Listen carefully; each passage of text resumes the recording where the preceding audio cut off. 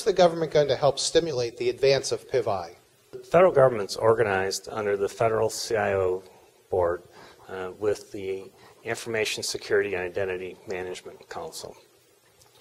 Under that committee is the Identity, Credential, and Access Management Subcommittee, which is the collection of a number of areas of federal efforts with EOTH, federal PKI, which now includes the HSPD-12 work to issue PIV cards throughout federal agencies.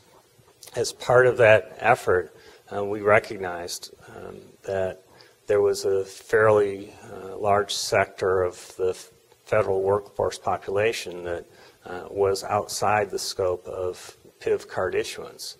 And it becomes somewhat costly to the government to issue PIV cards on a short-term basis to this larger sizable population. So vendors and industry partners across aerospace predominantly wanted to have a way that they could issue cards that were in pretty much every way equivalent to the federal PIV card, but issued essentially as their corporate IDs, and be able to use their corporate IDs to come into federal work areas, largely on the temporary worker visitor kind of relationship outside of the scope of HSPD-12.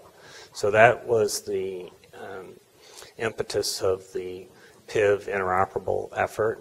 Was initially released as a guidance document in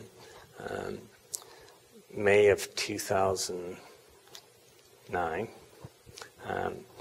That was actually the result of many, many months, I'll just say years of collaborative efforts.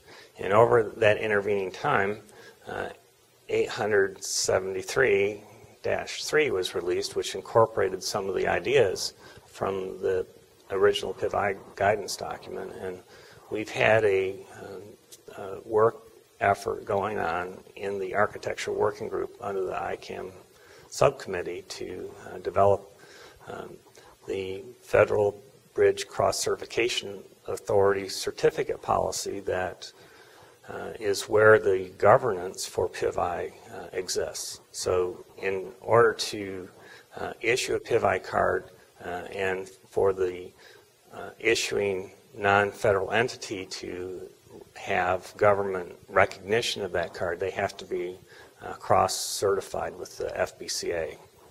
And that's how the government can know that a PIV-I card is in fact trusted, appropriately issued credential.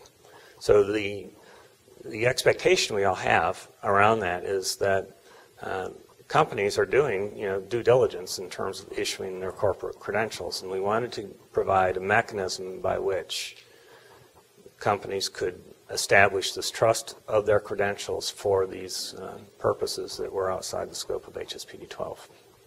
So from the standpoint of what is the government encouragement here is, well, we were actually motivated by industry efforts and desires to actually help us all save money, because it's a lot more cost effective for the companies to issue their their employees their permanent credentials that are PIV-Interoperable that they can turn around and use on an occasional basis to access federal information resources and facilities.